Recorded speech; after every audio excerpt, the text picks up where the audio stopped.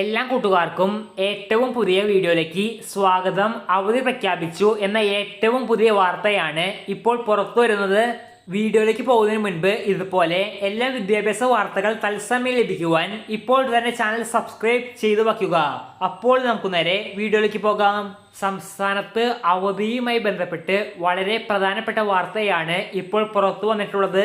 ശക്തമായ മഴ തുടരുന്ന സാഹചര്യത്തിൽ ആലപ്പുഴ ജില്ലയിലെ കുട്ടനാട്, അമ്പലപ്പുഴ, ചേർത്തല, ചെങ്ങന്നൂർ എന്നീ താലൂക്കുകളിലെ എല്ലാ വിദ്യാഭ്യാസ സ്ഥാപനങ്ങൾക്കും നാളെ ജില്ലാ കളക്ടർ അവധി പ്രഖ്യാപിച്ചു.